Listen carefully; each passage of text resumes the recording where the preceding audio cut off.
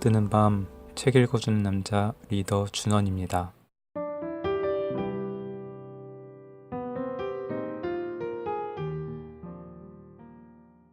노인과 바다 13화. 거리상으로 짐작해 보아도 해안에서 그리 멀지 않을 텐데 노인은 생각했다. 아바나에 있는 사람들이 너무 걱정들을 안 했으면 좋겠어. 물론 그 아이만은 나를 걱정하고 있겠지. 그러나 아이는 끝까지 믿고 있을 거야. 노인은 진심으로 그렇게 생각했다. 나는 인정이 넘치는 마을에서 살고 있어. 물고기는 너무 심하게 뜯겨져서 더 이상 물고기를 상대로 대화를 나눌 수도 없었다. 그때 문득 어떤 생각이 머리에 떠올랐다. 반쪽 물고기야. 노인은 말을 하기 시작했다. 너는 지난날 분명히 온전한 물고기였는데 내가 너무 멀리 나가는 바람에 이렇게 되었구나. 정말 미안하다. 내가 우리 둘을 망쳤다. 하지만 우리는 여러 마리의 상어를 죽였어. 바로 너하고 나하고 말이야. 노인이 반쪽 물고기를 바라보며 계속해서 말했다. 여러 놈에게 상처도 입혔고 말이지. 반쪽 물고기야. 너는 그동안 몇 마리나 죽였니? 내 머리에 있는 그 창 같은 주둥이를 쓸데없이 달고 있는 것은 아니었겠지?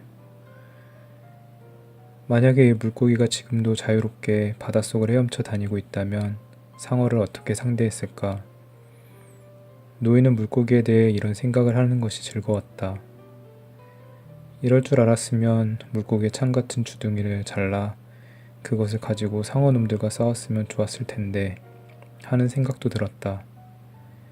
그러나 노인에게는 지금 도끼도 칼도 없었다. 그런 것이라도 있어서 노 손잡이 끝머리에 매달 수 있다면 얼마나 훌륭한 무기가 되었겠는가. 그랬다면 나와 물고기는 내내 둘이서 상어놈들과 싸우는 것이나 진배 없었을 것이다. 얼마나 대단한 무기가 되었겠는가. 그런데 만약 한밤중에 상어가 덤벼들면 어떻게 하지? 이제 어떻게 한단 말인가. 싸우는 거야. 노인은 말했다. 죽을 때까지 싸울 거야. 이제 날은 어두워졌고 사방에 어디에도 불빛은 보이지 않았다. 성냥불만한 불빛도 없었다.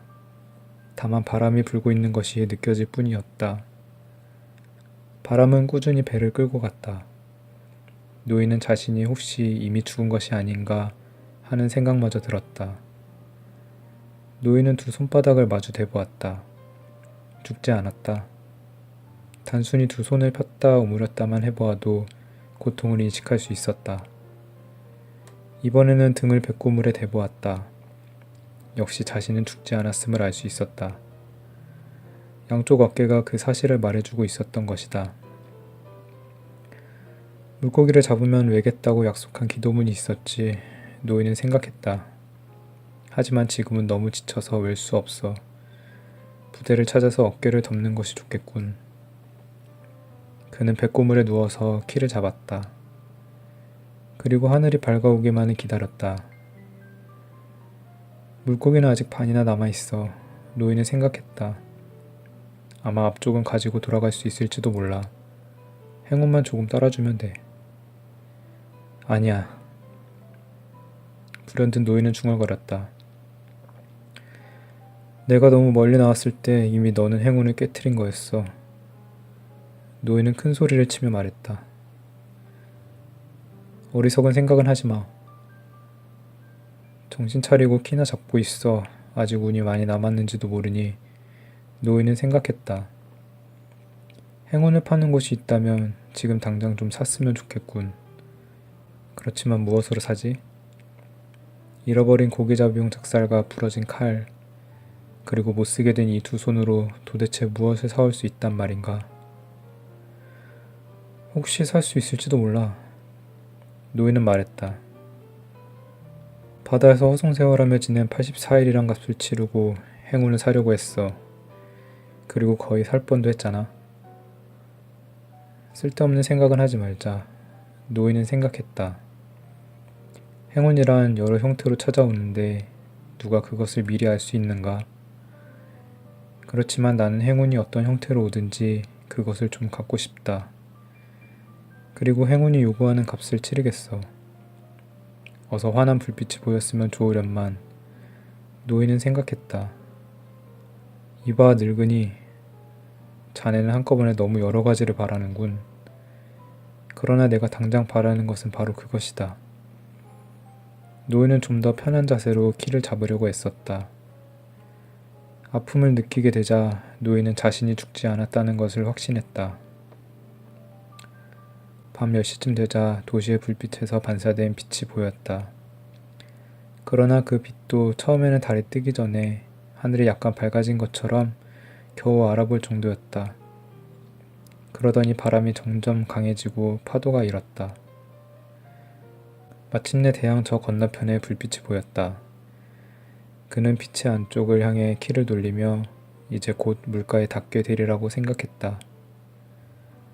이제 모든 것이 끝났구나. 노인은 생각했다. 하지만 그래도 아직 안심할 수는 없다. 상어가 또다시 공격해올지 모른다. 만약에 상어가 오면 무기도 없이 컴컴한 데서 무엇을 어떻게 할 수 있을까? 노인은 몸이 뻣뻣해지는 것을 느꼈다. 온몸 구석구석이 고통스럽게 쓰라렸다. 상처와 함께 몸의 모든 긴장했던 부분이 풀어지면서 차가운 밤 공기로 인해 더욱 쑤셔댔다. 이제 다시는 싸우지 않아도 된다면 얼마나 좋을까. 그러나 자정께쯤 노인은 또 싸워야만 했다. 이번에는 싸워도 아무 소용없다는 것을 알았다. 상어떼가 몰려왔다. 지느러미가 해면에 긋는 성과 물고기에게 덤벼들 때의 인광만이 보였다. 노인은 몽둥이로 상어의 머리를 후려갈겼다. 수시로 살점을 뜯어먹는 소리가 들렸으며 배 아래에 있는 놈이 물고기를 물어뜯을 때마다 배가 흔들렸다. 노인은 몽둥이로 어디쯤이라고 짐작되는 곳과 소리나는 곳을 필사적으로 후려쳤다. 그러나 마침내 몽둥이마저 빼앗기고 말았다. 노인은 키에서 손잡이를 떼어냈다. 그리고 그것을 두 손으로 움켜잡고 상어들을 몰아내기 위해 정신없이 두들겼다. 그러나 상어들은 이제 이물 쪽으로 몰려가더니 서로 번갈아가며 또는 한꺼번에 덤벼들어 고기의 살점을 뜯었다. 그들이 또 한 번 몰려오려고 한 바퀴 돌 때 노인은 바다 밑에서 고기의 살점들이 빛나는 것을 보았다. 마지막으로 한 놈이 물고기를 향해서 덤벼들었다. 이제 노인은 모든 것이 끝났다는 사실을 알았다. 그놈은 뜯기지 않는 물고기 머리까지 물고 늘어졌다. 노인은 상어의 머리를 향해 키 손잡이를 휘둘렀다. 한 번, 두 번, 그리고 또 한 번 휘둘러 쳤다. 키 손잡이가 부러지는 소리가 들렸다. 노인은 내친김에 부러진 키 끝으로 상어를 찔렀다. 노끝이 둔탁하게 상어의 몸통을 뚫고 들어가는 것이 느껴졌다. 끝이 뾰족한 것은 틀림없었다. 그래서 노인은 다시 한번 상어를 찔렀다. 상어는 물었던 것을 놓고 맥없이 떨어져 나갔다. 그것이 몰려든 상어떼의 마지막 놈이었다. 놈들이 뜯어먹을 물고기는 더는 남아있지 않았다. 노인은 이제 거의 숨을 쉴 수 없을 지경이었다. 입안에 뭔가 이상한 맛이 돌았다. 그것은 구리새 같은 맛이었고 들쩍지근했다. 순간 노인은 두려움에 사로잡혔다. 하지만 그다지 양이 많지 않아서 노인은 그것을 바다에 뱉으며 말했다. 갈라누야, 이거나 먹어라. 그리고 사람 죽인 꿈이나 꾸어라. 노인은 자신이 마침내 구제될 길 없이 완전히 패배하고 말았다는 사실을 깨달았다. 그는 배의 백고물로 돌아가 톱니처럼 들쭉날쭉 부러진 키 손잡이 끝을 살폈다. 손잡이는 배의 방향을 조종할 수 있을 만큼 키 구멍에 잘 맞춰져 있었다. 노인은 어깨에 부대를 두르고 배의 방향을 바로잡았다. 이제 배는 아주 가볍게 나아갔다. 노인은 아무 생각도 느낌도 없었다. 이제 모든 것은 다 지나가 버렸다. 노인은 어서 빨리 모항으로 돌아가기 위해 될 수 있는 대로 솜씨 있게 기민하게 배를 몰고 갔다. 잠시 후에 상어떼가 식탁에 남은 찌꺼기를 주우려는 사람처럼 고기의 자네를 향해 덤벼들었으나 노인은 더 이상 신경 쓰지 않았다. 키를 잡는 일 외에는 이제 모든 일에 무관심했다. 무거운 짐이 없으므로 배가 아주 가볍게 잘 달린다고 느낄 뿐이었다. 배는 아직 괜찮구나. 노인은 생각했다. 배는 온전해. 키 손잡이 말고는 아무 이상이 없다. 키 손잡이는 쉽게 바꿔달 수 있지. 노인은 이제 배가 조류의 안쪽에 들어왔다는 것을 느꼈다. 해안을 따라 늘어선 해변 부락에 불빛이 보였다. 그는 자신이 어디쯤에 와 있는지도 알 수 있었다. 집에 돌아가는 것은 이제 식은 죽 먹기였다. 어쨌든 바람은 우리의 진실한 친구야. 노인은 생각했다. 그리고 덧붙였다. 항상 그렇다는 것은 아니고. 우리의 친구도 있고 적도 있는 저 바다도 그렇지. 그리고 침대도. 그래, 침대도 내 친구야. 그저 침대 하나면 돼. 노인은 다시 생각했다. 침대에 누우면 참 편안할 거야. 바로 내가 패배했을 때 침대에 누울 수 있지. 침대란 정말 훌륭한 친구다. 침대란 놈이 얼마나 편안한 것인지 그동안에는 미처 몰랐어. 그런데 내가 무엇 때문에 이렇게 지친 것일까? 노인은 곰곰이 생각해 보았다. 바다에서 겪은 일이 꿈만 같았다. 아무것도 아니야. 그는 큰 소리로 말했다. 단지 내가 너무 멀리 나갔기 때문이야. 마침내 노인이 작은 항구에 들어왔을 때 테라스의 불은 이미 꺼져 있었다. 사람들도 모두 잠자리에 든 모양이었다. 계속해서 미풍이 불더니 이제는 거센 바람이 불기 시작했다. 그러나 항구는 아무 인기척도 없이 조용했다. 그는 바위 아래 좁은 자갈밭에다 배를 댔다. 도와줄 사람은 없었다. 노인은 될 수 있는 한 배를 무태에 바싹 갖다 댔다. 그리고 배를 바위에 단단히 묶어 놓았다. 마침내 노인은 돛대를 내리고 일어섰다. 그 다음 돛대를 들어 어깨에 메고 해변길 위쪽으로 올라갔다. 그제야 노인은 자신이 얼마나 피로한가를 절실히 깨달았다. 그는 잠시 걸음을 멈춘 채 뒤를 돌아보았다. 가로등 불빛이 물에 반사돼 물고기의 커다란 몸통이 배의 배꼽을 뒤에 높이 솟아있는 것이 보였다.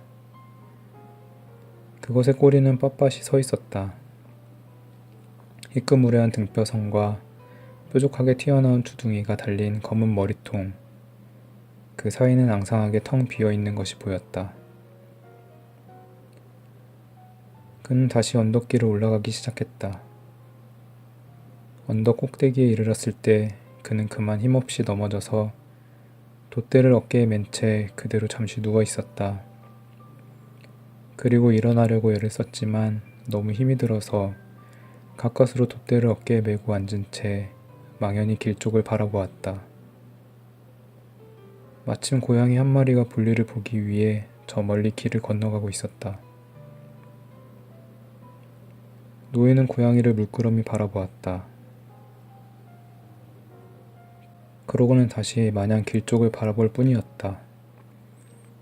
이윽고 그는 돛대를 내려놓고 우선 몸부터 일으켜 세웠다. 그리고 다시 돛대를 집어서 어깨에 맨 채 걷기 시작했다. 자신의 판잣집까지 가는 동안 그는 5번이나 앉아서 쉬어야만 했다. 판잣집 안으로 들어간 노인은 벽에 돛대를 세워놓았다. 어둠 속에서도 그는 익숙하게 물병을 찾아내 물을 한 모금 마셨다. 그러고는 침대에 들어 누웠다. 담요를 끌어당겨 어깨와 등, 다리를 차례대로 덮은 다음에 엎드려서 신문지에 얼굴을 파묻었다. 양팔은 몸 바깥쪽으로 쭉 뻗고 펼친 손바닥은 위로 향한 채 그대로 잠이 들었다. 아침에 소년이 판잣집의 문을 열고 안을 들여다보았을 때도 노인은 잠들어 있었다. 바람이 심해져 유자망 어선조차도 바다에 나가지 않은 상황이었다. 그래서 늦잠을 자고 일어난 소녀는 아침마다 늘 그랬듯이 노인이 걱정돼 찾아온 것이다. 소녀는 고나게 잠들어 있는 노인 곁으로 다가가 숨을 쉬고 있는지 확인했다. 다음 순간 소녀는 노인의 두 손을 보고 울기 시작했다. 소녀는 커피를 가져와야겠다고 생각하며 조용히 밖으로 나왔다. 길을 따라 내려가면서도 소녀는 내내 엉엉 울었다.